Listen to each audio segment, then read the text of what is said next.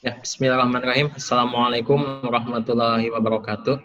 Waalaikumsalam Waalaikumsalam Waalaikumsalam warahmatullahi wabarakatuh. warahmatullahi Yang wabarakatuh. terhormat Bapak Haji Engkus selaku Ketua Stikas Karsa Wisata Garut, yang terhormat para pukat dan jajarannya, yang terhormat Ketua LPPM dan jajarannya, yang terhormat dosen dan mahasiswa yang saya cintai. Alhamdulillah hari ini kita bisa berkumpul di sini dalam keadaan sehat walafiat. Saya di sini mohon izin untuk menyampaikan materi tentang teknik dan strategi literatur review di sini. Bukan berarti saya yang paling pintar atau yang paling jago di sini. Saya kira Bapak Ibu senior di sini yang lebih berpengalaman. Jadi mohon izin kalau misalnya nanti ada tambahan, diperbolehkan untuk menambahkan seperti itu. Untuk mengefektifkan waktu, kita langsung saja. Untuk penelitian ini, itu ada tingkatannya. Penelitian atau evidence base. Tingkatannya itu dimulai dari yang level yang paling rendah sampai yang level paling tinggi. Untuk level yang paling rendah itu peringkat kelima, yang paling tinggi itu peringkat ke-1. Untuk apa peringkat penelitian ini? Semakin tinggi penelitian peringkatnya, maka penelitian itu semakin kuat, semakin dapat dipercaya, dan dapat diaplikasikan dalam kehidupan sehari-hari. Semakin rendah tingkat penelitian, maka penelitiannya itu semakin bias dan kurang bisa diaplikasikan dalam kehidupan sehari-hari.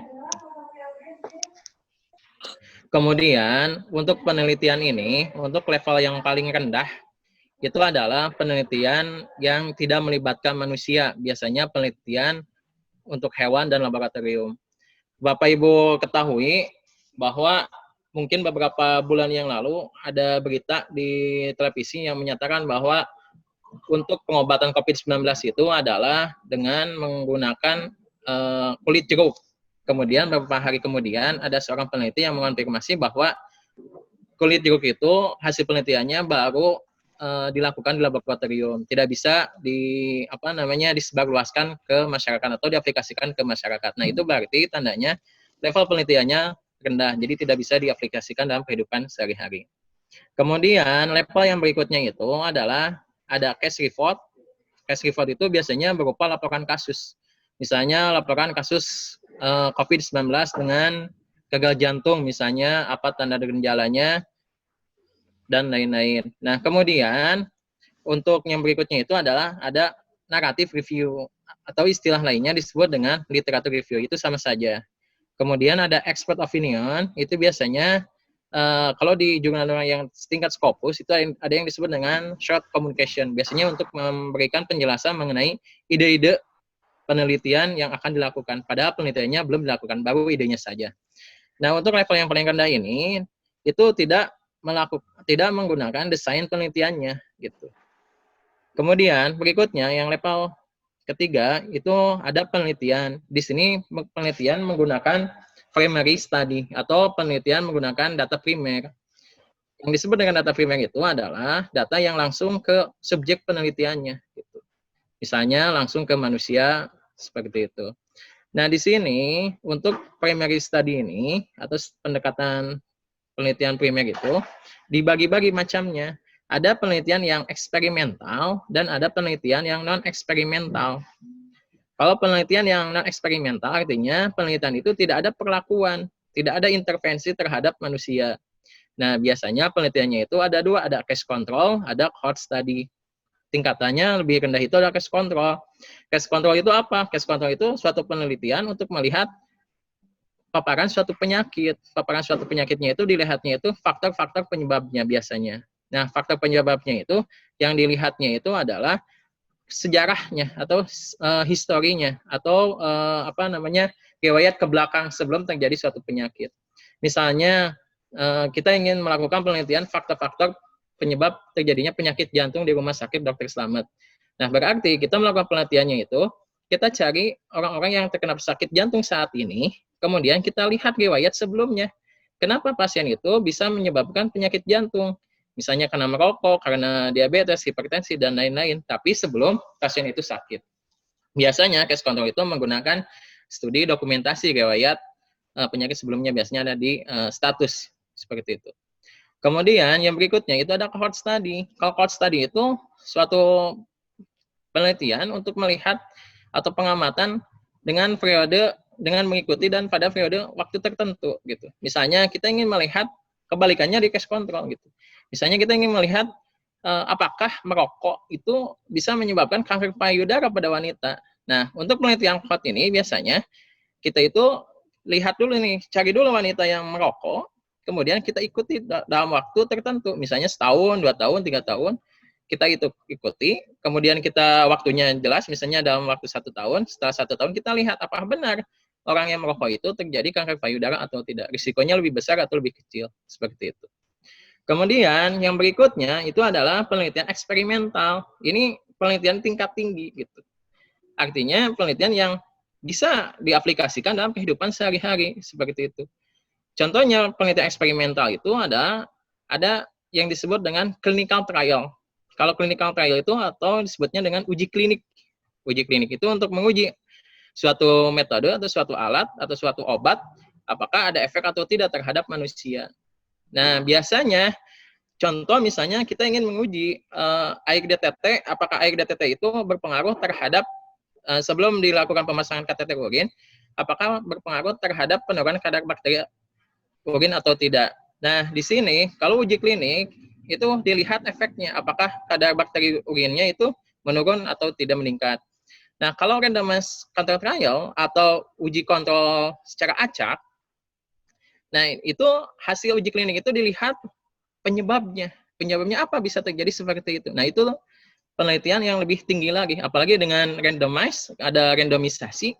Nah, itu lebih tinggi lagi untuk penelitiannya. Untuk eksperimental itu ada dua, ada eksperimental yang sifatnya true eksperimental, ada yang sifatnya quasi eksperimental, tergantung dari sampelnya apakah itu randomisasi atau tidak. Nah, berikutnya level yang lebih tinggi dari RCT ini adalah penelitian data sekunder. Jadi penelitian data sekunder itu sebenarnya penelitian yang paling tinggi tingkatannya dan langsung dipercaya itu bisa diaplikasikan dalam kehidupan sehari-hari. Untuk level yang paling tinggi itu ada meta-analisis, kemudian ada systematic review. Nah, apabila suatu penelitian digabungkan meta-analisis, systematic review, kemudian RCT, kemudian kita bukukan kumpulan dari tipe penelitian itu menjadi disebutnya dengan clinical practice guideline. Gitu. Atau kalau di kita nih, misalnya pedoman pencegahan COVID-19 yang dikeluarkan oleh Kemenkes. Nah, itu sifatnya itu bukan bisa lagi, itu wajib dilakukan. Kalau nggak dilakukan pencegahan COVID-19 lah, berarti kita bisa berbahaya seperti itu. Nah, makanya untuk situasi pandemik begini, karena penelitian langsung ke lapangan tidak bisa, kita bisa melakukan penelitian dengan data sekunder. Nah, penelitian data sekunder ini itu ada tingkatannya juga, dari tingkatan yang paling rendah sampai ke tingkatan yang paling tinggi. Tingkatan yang paling rendah itu adalah literatur review, ya. Kemudian yang paling tinggi itu meta-analisis. Yang kedua itu ada systematic review. Apa bedanya ketiga ini? Bedanya itu yang dilihat itu adalah kalau literatur review, dia tidak punya sistematika penulisan yang jelas. Bebas bentuknya mau seperti apa. Tapi kalau systematic literatur review dan meta-analisis, itu ada protokolnya yang jelas. Jadi tidak bisa kita seenaknya untuk melakukan penelitiannya. Gitu. Ada langkah-langkah yang sudah dibakukan. Contoh misalnya protokol yang digunakan itu ada Cochrane, ada Joanna Bridge Institute, atau ada juga Prisma ya. Nah, yang sering digunakan itu yang paling mudah itu ada metode Prisma. Apa bedanya systematic review dengan meta-analisis? Perbedaannya itu adalah dari analisisnya. Kalau meta-analisis dia berupa kuantitatif. Jadi hasil-hasil penelitian orang lain diolah lagi data-datanya secara statistik. Nah, nanti hasilnya itu akan menjadi meta-analisis. Akan lebih kuat lagi apakah benar-benar pengaruhnya sangat kuat atau rendah seperti itu. Kalau systematic literature review atau istilah lainnya systematic review itu analisisnya itu berupa kualitatif. Tidak boleh di dalam systematic literature review atau di literatur review ada berupa angka. Misal, contoh misalnya penelitian misalnya pengaruh pengaruh air DTT sebelum dilakukan pemasangan kateter urin untuk menurunkan kadar bakteri urea misalnya. hasilnya itu signifikan berpengaruh dalam kurung 0,05 alfa misalnya. Nah, kalau untuk literatur review atau systematic literatur review itu tidak boleh disebutkan angkanya, cuma hanya kata-katanya saja. Nah, itu yang disebut dengan kualitatif atau naratif.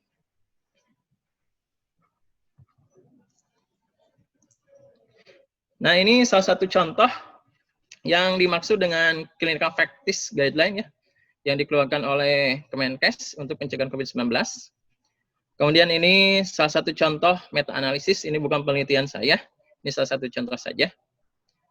Kemudian berikutnya, nah ini untuk berikutnya itu adalah systematic review, alhamdulillah sudah publish di Sinta 2. Saya penelitian berkolaborasi dengan beberapa perguruan tinggi, kemudian dengan Prodi Kebidanan, ada Bu Erna, untuk melakukan systematic review. Kemudian berikutnya ini adalah literatur review, yang publish juga di Stikes Karya Wisata Garut, di Jurnal Medika Cendekia, dan alhamdulillah sudah terindeks Sinta 5. Nah, di sini juga, saya juga melakukan clinical trial untuk penelitian ini, uji klinik ini, didanai oleh Kemenkes-Dikti untuk dana hibah pemula, alhamdulillah sudah terbit di Scopus Q4.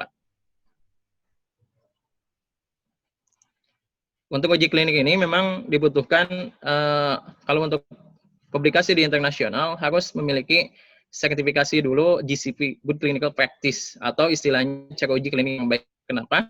Karena kalau uji klinik itu orang dokter tidak boleh di luar kedokteran melakukan uji klinik. Nah, kalaupun ada orang yang di luar kedokteran melakukan uji klinik, itu berarti harus melakukan pelatihan dulu, sertifikasi Good Clinical Practice.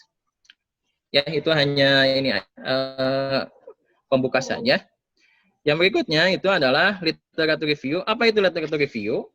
Literatur review tinjauan pustaka adalah menginterpretasi, mengorganisir, dan menulis uraian yang berisi tentang teori atau hasil penelitian yang penulis baca ya. Kalau literatur review ini bisa dikatakan sebagai metode penelitian. Metode penelitian dengan data sekunder. Data sekunder itu seperti apa? Data sekunder itu misalnya seperti dari jurnal, buku, internet, e-book, tesis, dan lain-lain ya.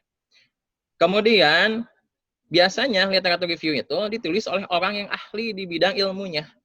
Jadi sesuai dengan keilmuannya. Misalnya kalau saya keperawatan tidak boleh melakukan literatur review untuk mesin misalnya atau tentang arsitek. Nah, itu tidak boleh. Tapi harus sesuai dengan bidang ilmunya tentang keperawatan. Kenapa? Karena nanti akan diragukan hasilnya. Karena beda keilmuan. Nah, di literatur review ini biasanya sebenarnya sudah ada kita itu literatur review itu. Kalau pada skripsi, tesis, atau KT itu sebenarnya literatur review itu adalah bab 2. Jadi kalau menurut saya sebenarnya kita sudah melakukan literatur review, cuman memang istilahnya mungkin ya yang berbeda gitu, seperti itu. Padahal kita sudah melakukannya. Kemudian tujuan literatur review itu adalah mengumpulkan informasi yang relevan bagi penelitian, menghindari duplikasi atau plagiat, kemudian mengetahui penelitian yang pernah dilakukan. Berikutnya, menyusun kerangka pemikiran atau fenomena. Nah, untuk fenomena atau masalah penelitian ini memang bisa kita dapatkan di lapangan untuk mendapatkan gap antara teori dengan lapangan itu, tapi kita juga bisa melihat fenomena itu, masalah itu dari penelitian orang lain. Biasanya kan ada di dalam penelitian itu, dia sudah melakukan penelitian, kemudian penelitian yang selanjutnya yang harus dilakukan. Nah, itu biasanya saran-saran penelitian itu yang bisa kita lakukan.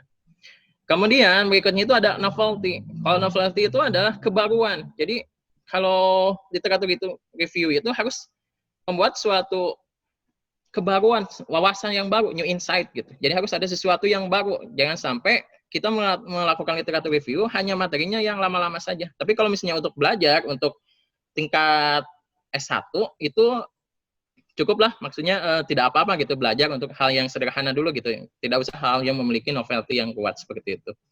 Dan memang novelty itu biasanya kalau kita publish di jurnal Sinta 2 ke atas, Sinta 2, Scopus, Sinta 1, itu biasanya harus memiliki novelty.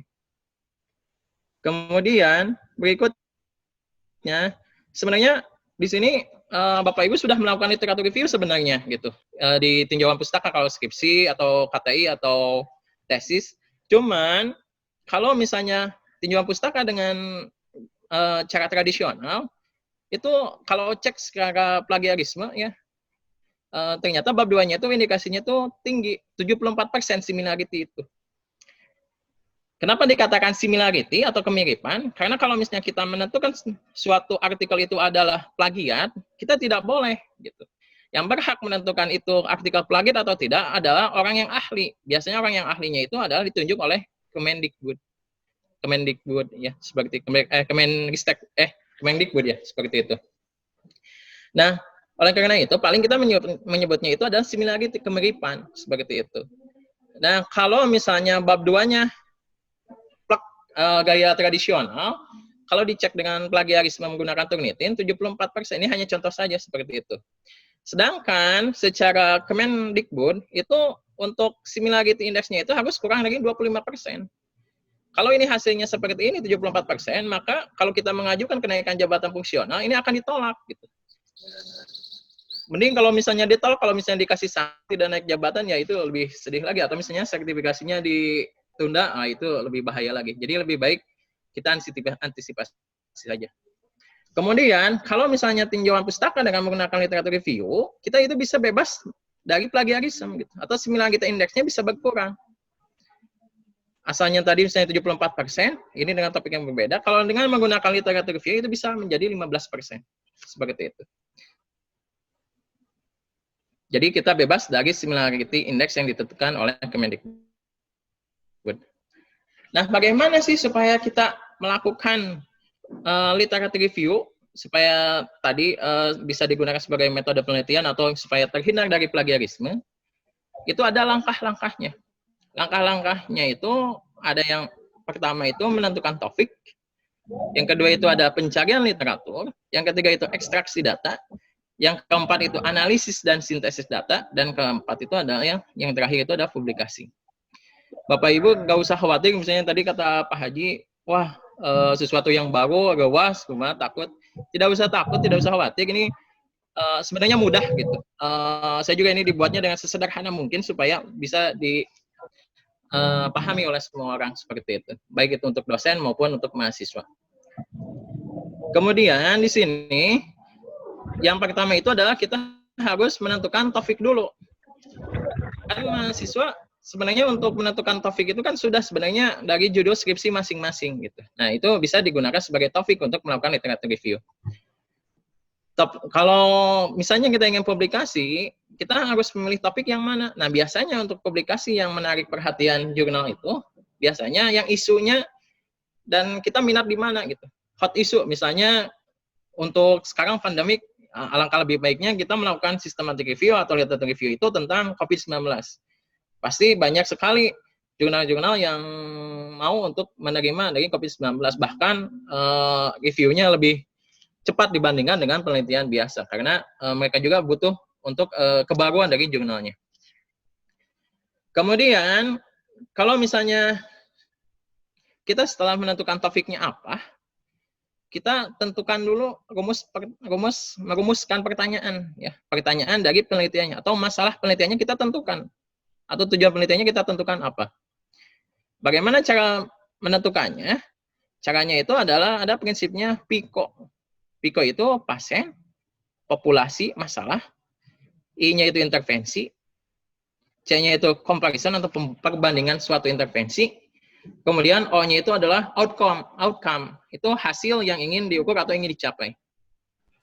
Contoh misalnya saya minat nih, saya sudah ada topik nih tentang teknik genggam jari untuk menurunkan luka operasi. Tapi masih ragu nih, benar nggak ya saya melakukan penelitian itu, misalnya untuk melakukan review, literatur review tentang itu. Nah, kita tulis aja Viko, analisis dulu.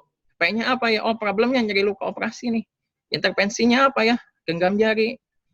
Komparisonnya terserah Bapak Ibu atau mahasiswa, apakah mau ada pembanding intervensi atau lainnya?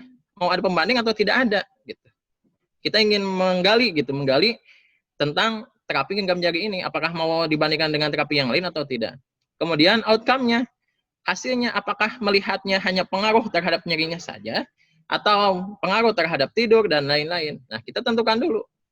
Kalau misalnya kita sudah selesai membuat Viko, kita langsung merumuskan topiknya. Contoh misalnya ini berdasarkan perumusan Viko ini menjadi topik tentang pengaruh terapi genggam jari terhadap nyeri pasca operasi, seperti itu. Insya Allah mudah lah gitu. Yang penting ada topiknya dulu apa, isu atau yang akan kita bahas, baru bikin Viko, pasti itu bisa. Kemudian setelah kita bikin Viko ini, setelah muncul topik atau judul sementara atau tema sementara, kita tentukan kriteria inklusi dan eksklusi. Maksudnya kira-kira nih penelitian kita, review kita, atau data sekunder kita, itu data inklusi itu adalah syarat untuk dijadikan sampel penelitian. Sedangkan kalau eksklusi adalah yang tidak jadi sampel penelitian.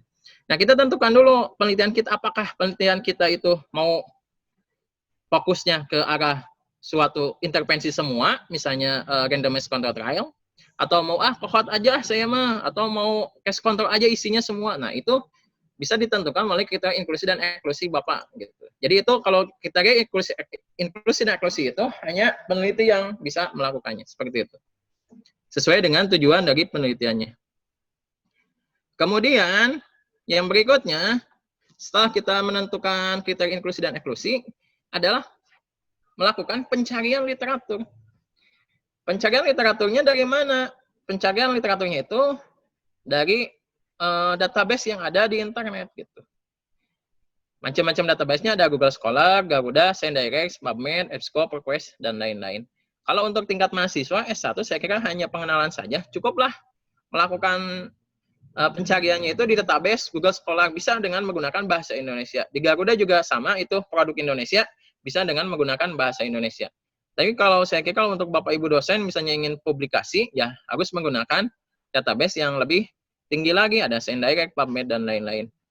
Namun ya itu, kalau ScienDirect, PubMed, dan lain-lain itu menggunakan bahasa Inggris. Bahasa Indonesia cuma 2, Google Scholar dan Garuda saja. Kalau Garuda itu isinya juga terakreditasi semua. Kalau Google Scholar itu isinya campur aduk, mau terakreditasi, tidak terakreditasi, dan lain-lain semua ada, mau buku, dan lain-lain ada. Kemudian, setelah kita tentukan database, kita tentukan keyword-nya apa. Keyword itu apa? Atau kata kunci itu apa? Kata kunci itu istilah atau frasa pendek, ya, atau berupa kata gitu ya. Karakteristik dari jenis atau topik penelitian tertentu. Ya, berarti topik penelitian yang kita lakukan. Misalnya tadi saya topiknya itu adalah pengaruh terapi genggam jari terhadap nyeri pasca operasi. Maka keyword saya itu adalah misalnya terapi genggam jari dan luka operasi misalnya. Nah, kalau untuk pencarian itu bisa menggunakan perintah tertentu gitu. Bisa menggunakan perintah tertentu ini atau tanpa menggunakan perintah di sini. Apa tujuannya? Perintah tertentu ini ada kata or. Or itu artinya atau. Kalau and itu dan, kalau not itu tidak. Artinya, misalnya contoh ini, terapi genggam jari and luka operasi. Artinya, terapi genggam jari dan luka operasi ini artinya si mesin pencarinya, si database-nya itu akan mencari penelitian yang ada terapi genggam jari dan ada kata luka operasinya juga. Gitu. Kalau spasi aja apa bagaimana Pak? Kalau spasi aja itu sama dengan N dan itu. Gitu. Kemudian misalnya lagi ada terapi genggam jari or luka operasi. Artinya mesin pencari itu melakukan pencarian dengan topik penelitian terapi genggam jari atau topik penelitian tentang luka operasi. Nah, seperti itu. Kemudian ada not farmakologi, artinya tidak boleh ada kata-kata farmakologi dalam penelitian itu. Gitu. Kemudian yang berikutnya itu preventif COVID-19. Nah ini artinya kalau spasi ini artinya dan gitu ya. Seperti itu. Itu mungkin untuk pencarian teknik untuk mencari di literatur seperti itu. Kemudian setelah kita mendapatkan berbagai banyak jurnal, kita download full text-nya, dimasukkan ke dalam satu folder. Ini saya praktekkan contoh. Misalnya di sini saya melakukan pencarian di Google Scholar, misalnya dengan keywordnya terapi genggam jari luka operasi. Nah, nanti akan muncul seperti ini. Untuk literatur review itu kan harus sesuatu yang baru, wawasan yang baru, berarti harus ada yang update gitu. Nah, biasanya artikelnya itu dibatasi gitu. Kalau memang ada artikelnya 10 tahun terakhir gitu. Kalau tidak ada berarti digeser lagi misalnya 20 tahun terakhir atau 30 tahun terakhir misalnya seperti itu. Tergantung dari keadaan ada atau tidaknya jurnalnya. Seperti itu. Nah, kita rubah nih setting tahunnya seperti ini. 10 tahun terakhir. Kemudian ini adalah di atas ini adalah disebut dengan hasil pencarian. Kemudian jumlah artikel yang kita cari jumlahnya di sini.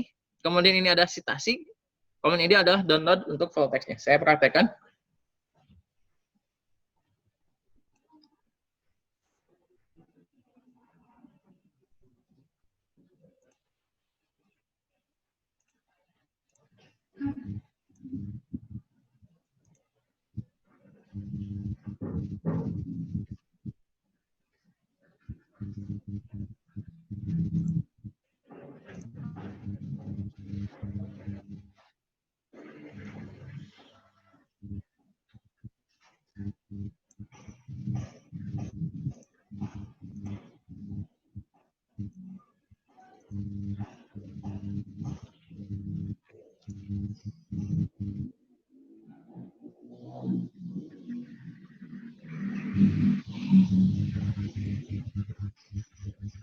Ya, mohon maaf Bapak Ibu nih, internetnya rada ini lambat.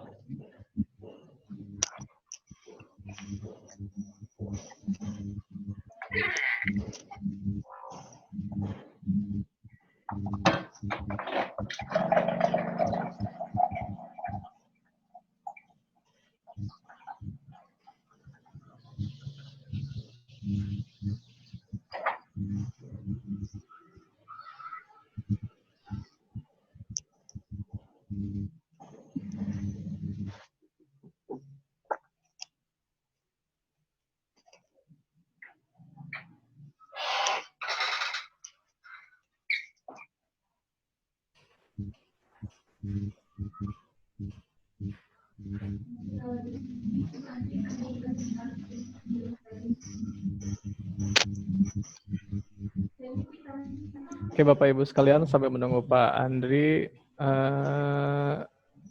acara ini juga disiarkan langsung ya, disiarkan langsung streaming lewat YouTube. Oh ya, udah mulai ya Pak Andri ya? Sudah bisa ya? Sudah muncul? Siap, oke sudah muncul Pak Andri. Silakan. Siap. Nah, ini misalnya saya menggunakan Google Scholar untuk mencari literatur ya, atau data sekunder mengenai terapi genggam jari pada luka operasi. Nah, tadi yang sudah jelaskan, ini ada tahun yang kita akan batasi. Misalnya kita ingin 10 tahun terakhir, maka kita tulis di sini 2010 sampai di sini 2020. Aduh, agak ini lambat. Kemudian, apakah di sini mau termasuk paten? Apakah hanya penelitian saja? Kalau penelitian saja, kita hilangkan. Apakah mau termasuk kutipan? Kalau mau termasuk, kita simpan aja. Nah, di sini, ini yang tadi saya sebutkan bahwa di sini ada hasil pencariannya sebanyak 307 jurnal. Kemudian, di sini ini adalah judul-judul penelitiannya. Ini adalah file yang bisa kita download. Nah, tugas kita sekarang itu adalah mendownload file tersebut dan simpan dalam satu folder.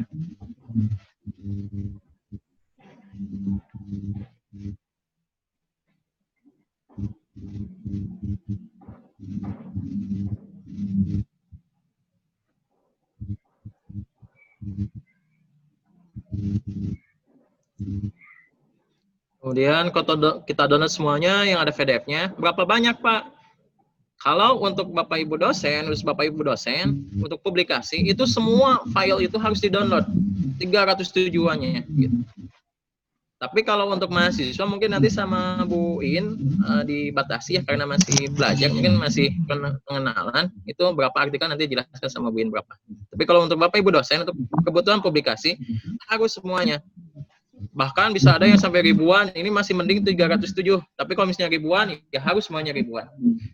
Setelah kita download, kita kumpulkan dalam satu folder. Misalnya saya ini udah download, misalnya sedikit saja. Saya udah mendownload misalnya 1, 2, 3, 4, 5. Ada 5 file ini yang saya download di sini. Kemudian setelah kita download, jangan lupa citasinya.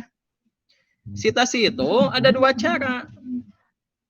ada dengan cara manual seperti ini, kita simpan di Microsoft Word, misalnya artikel daftar pustaka artikel, di sini kasih judul daftar pustaka. Kita pindahkan ke sini. Ini kalau manual. Berikutnya artikel yang kedua, pokoknya sampai 307 copy paste semua untuk apa namanya ininya nih citasinya untuk daftar pustakanya, simpan di sini supaya nggak pusing. Kasih nomor ini nomor 1, nanti sesuaikan dengan artikelnya nomor 1 nomor 2 gitu, biar nggak bingung nanti kalau misalnya ini artikel mana sih daftar pustakanya, bingung kan gitu. Kasih nomor. Nah, lakukan sampai ke ya 307 kali, lumayan lah. Kalau saya lebih capek kalau kayak gitu, mendingan lebih canggih aja lah, pakai aplikasi aja. Aplikasinya bisa menggunakan EndNote atau menggunakan Mendeley. Tuh, cukup download aja, simpan aja ini filenya. Atau cara menyimpannya bagaimana? Ngeklik aja 1 kali.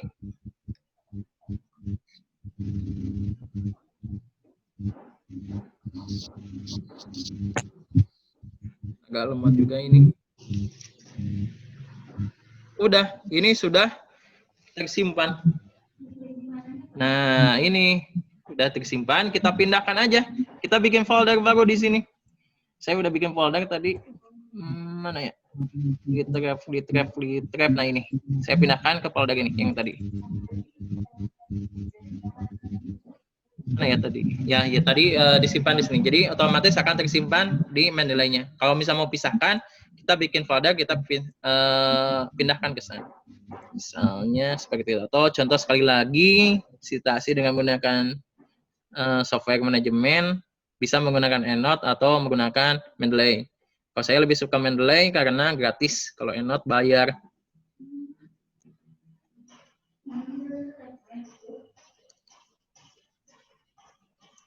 Sekali lagi nih, lumayan lebih daripada copy paste pindahin ke Word, mendingan klik langsung masuk ke Mendeley-nya otomatis. Nah ini masuk. Ini mana Litref? Set, tinggal ditarik aja, nanti masuk ke dalam Litref-nya, folder Litref. Aduh agak lambat ini laptopnya.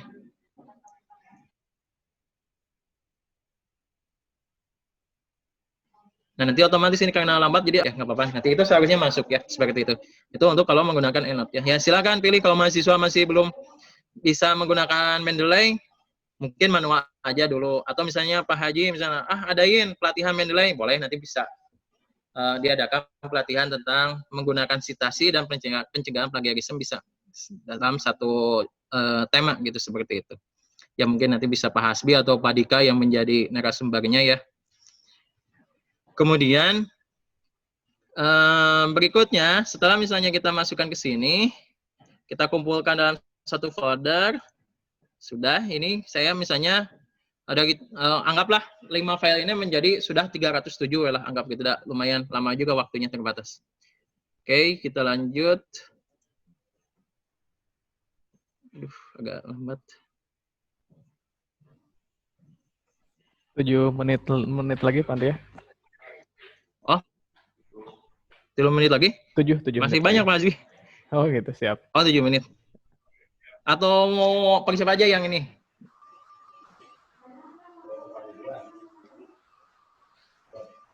Gimana? Kita teruskan aja dulu ya.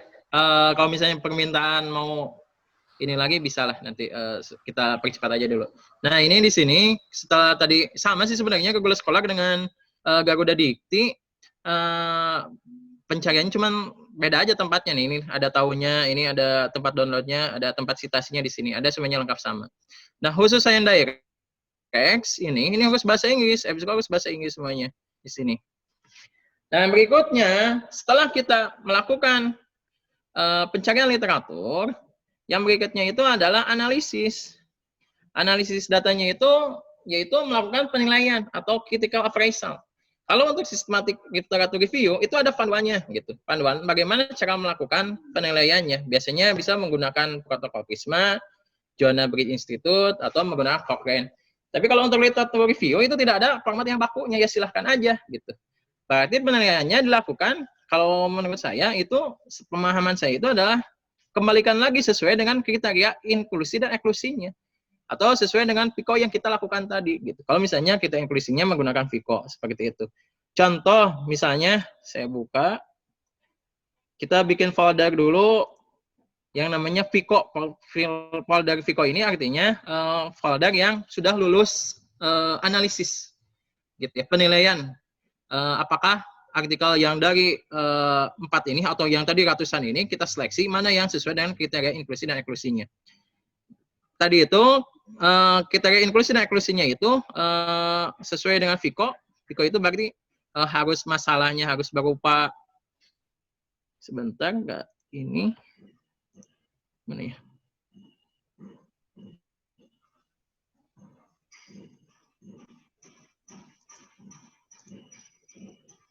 Mohon maaf Bapak Ibu, ini agak lambat. Nah, ya ini udah muncul. Nah, kita seleksi artikelnya apakah sesuai dengan kriteria atau enggak. Gitu. Kalau yang sesuai dengan kriteria, kita analisis berikutnya. Bagaimana cara mengeceknya sesuai FICO? Tujuan penelitian kita itu kan untuk mengetahui teknik genggam jari pada pasien luka operasi dan menurunkan nyeri. Nah, kita lihat di sini. Teknik relaksasi genggam jari, kemudian menggunakan pada nyeri luka operasi. Nah, kita cek. Untuk pada seleksi ini, penilaian critical appraisal di sini, jangan dulu membaca full text-nya, itu akan membuat waktu lama. Cukup dengan baca abstraknya saja, atau dengan cara baca judulnya juga sudah ketahuan ini sesuai kriteria atau tidak. Semuanya kita analisis, gitu ya. Nah, kemudian berikutnya, saya menemukan ini nih, pas tadi itu ternyata dari 307 artikel, atau dari 5 artikel tadi, ternyata saya menemukan artikel yang ini. Pengaruh teknik relaksasi genggam jari terhadap penurunan kecemasan. Yang kita cari itu kan bukan kecemasan, tapi menurunkan nyeri pada pasien operasi. Berarti kita hilangkan itu. Nah, berarti yang ini, yang sesuai kriteria tadi, kita masukkan ke folder FICO. Simpan di sini.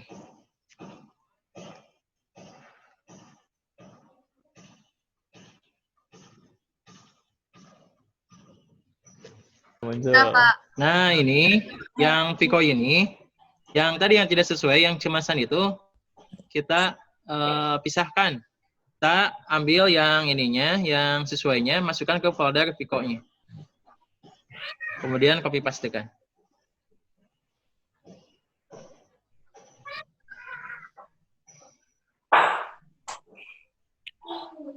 Agak lambat, mohon maaf nih.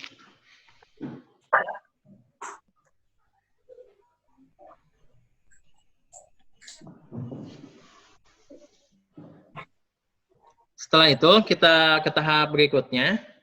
Berikutnya itu adalah setelah melakukan analisa data itu adalah melakukan sintesis biasanya, sintesis data. Gitu ya. Melakukan ekstraksi data artikel. Ekstraksi data itu adalah pemisahan data pada artikel hasil penelitian yang eligible. Maksudnya yang eligible itu yang tadi dimasukkan ke dalam FICO. Itu kemudian kita pisahkan, gitu ya. Apa yang dipisahkannya atau kita tulis ulang lagi. Apa yang tulis ulangnya? Itu ada sumber datanya. Biasanya sumber datanya itu adalah nama penulis, desain penelitiannya apa, misalnya metode penelitian, tempat, populasi dan lain-lain. Hasil penelitiannya apa, baik berupa statistik ataupun berupa kualitatifnya. Nah, untuk ekstraksi di sini diperbolehkan menuliskan data statistiknya. Seperti itu. Kemudian, si data-data ini yang diekstraksi ini, atau yang ditulis ulang ini, itu dibuatkan dalam tabel sesuai dengan sistematika penulisan. Nanti sama Bu In mungkin akan dijelaskan bagaimana sistematika penulisannya. Nah, kalau untuk saya ini nih. Nah, ini contoh untuk ekstraksi data. Ya. Atau kalau di manuskrip, itu biasanya disebut dengan hasil penelitian. Ini. Kalau di tekniknya disebutnya ekstraksi data, ini disebutnya hasil penelitian. Oh, nggak muncul.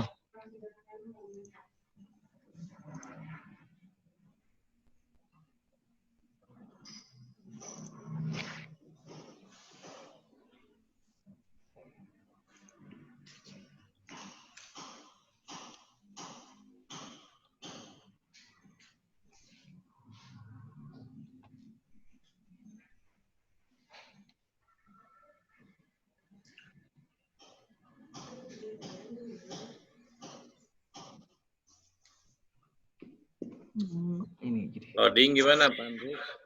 Loading Pak. Loading sebentar.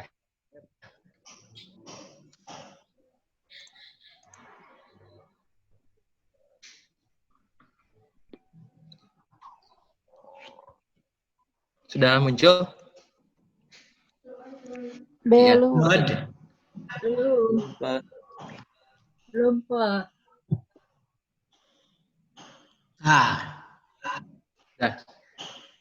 Nah, yang berikutnya, tadi setelah dipisahkan ke dalam satu folder yang Pico itu, atau setelah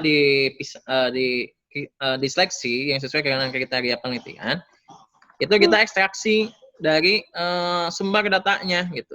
Sumber datanya itu bisa berupa nama penulis, desain penelitiannya bisa metode, tempat, populasi, dan lain-lain. Atau hasil penelitiannya bisa berupa statistik atau kualitatifnya, misalnya ada pengaruh atau tidak pengaruh, seperti itu. Nah, untuk diekstraksi data ini, diperbolehkan memasukkan nilai statistiknya. Yang penting jangan dimasukkan ke dalam analisis nanti data sintesisnya. Kemudian, penulisan ulang hasil penelitian ini, itu dibuatkan dalam tabel penulisan. Data ini dilihat dari mana? Tidak usah dibaca satu full teksnya.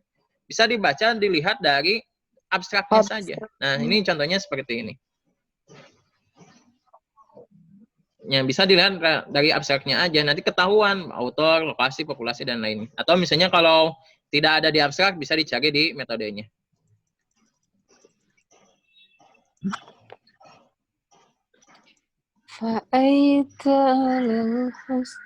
Kemudian berikutnya itu adalah data sintesis.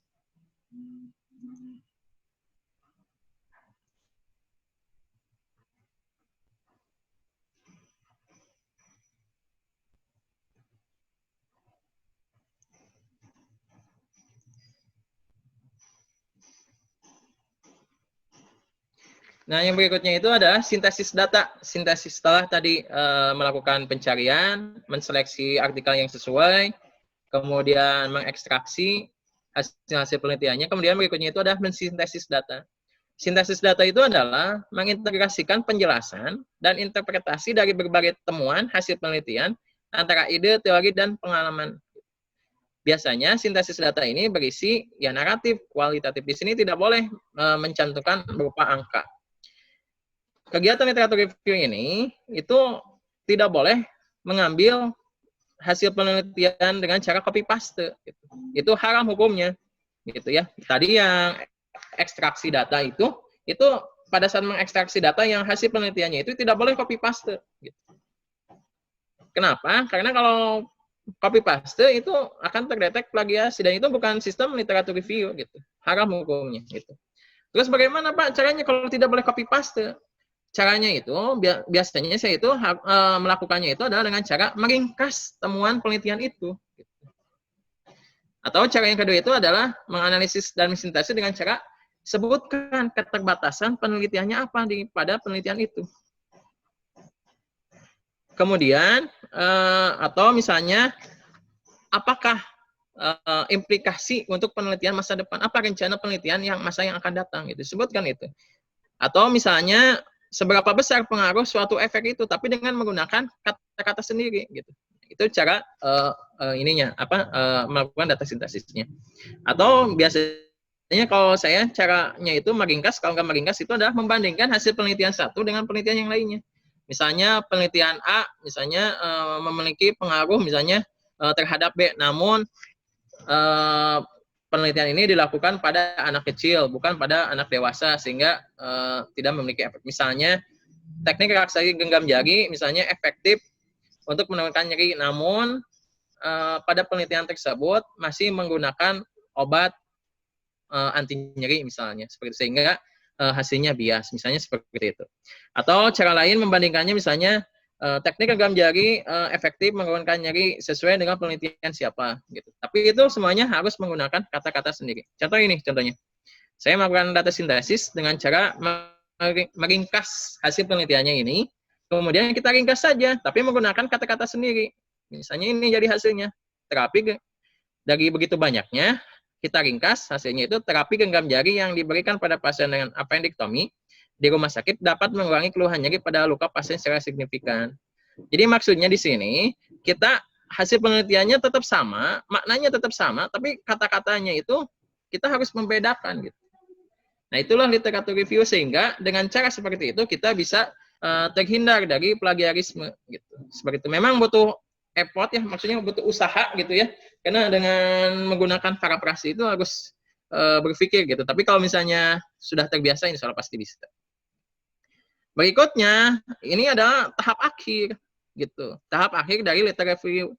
Jadi sebenarnya dari awal sampai akhir itu, literatur review itu adalah hanya menemukan gini aja gitu.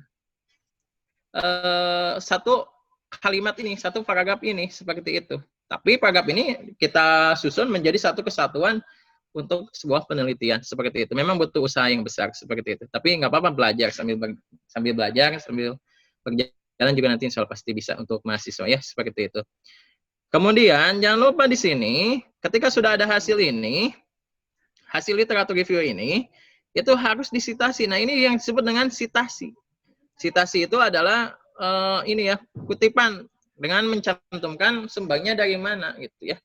Ini sitasi menunjukkan sumber suatu kutipan, mengutip pernyataan dan mencantumkannya di dalam suatu karya, ditulis dan mengindikasikan bahwa kutipan tersebut adalah pernyataan orang lain. Harus dituliskan di sini gitu. Jadi sebenarnya dikatakan plagiarisme itu adalah kalau kata-katanya ini sama dengan hasil penelitian ini gitu. Dan tidak mencantumkan sumbernya ini gitu. Bagaimana Pak kalau ini plak hasil penelitian ini tapi ditambah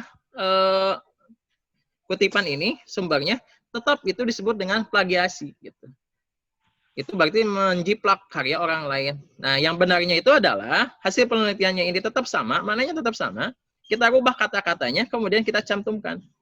Kalau misalnya kita hanya rubah kata-kata aja tanpa mencantumkan sumbernya, itu plagiat juga gitu. Jadi harus keduanya, menggunakan kata-kata sendiri, tetap mencantumkan sumbernya, seperti itu.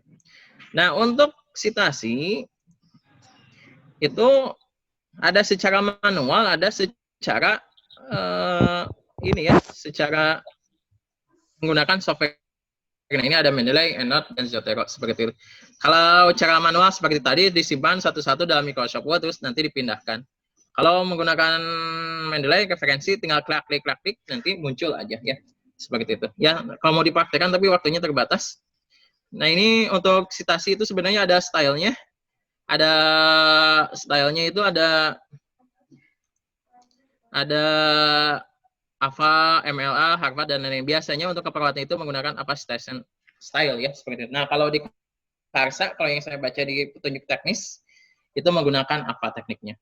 Berikutnya, setelah selesai nih membuat literatur review, kita susun menjadi sebuah manuskrip, kemudian kita publikasikan.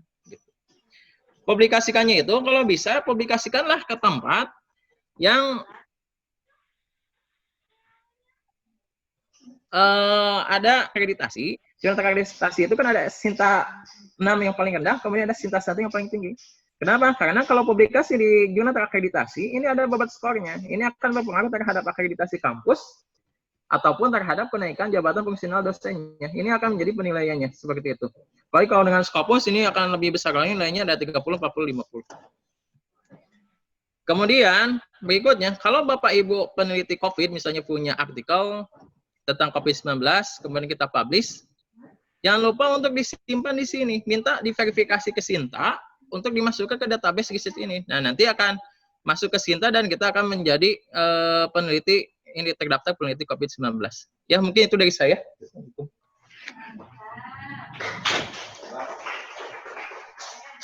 Hebat ya, luar biasa sekali ya, luar biasa. Terima kasih Terima kasih Pak Andri atas materinya, sangat luar biasa sekali. Teman-teman sekalian, tentu saja materi pertama. Mohon maaf Pak, kalau ada kesalahan. Ya, tentang teknik literatur review gitu ya. Banyak sekali tadi materi yang disampaikan, dimulai dari bagaimana cara menyusun PICO gitu ya, sampai bagaimana cara mensitasi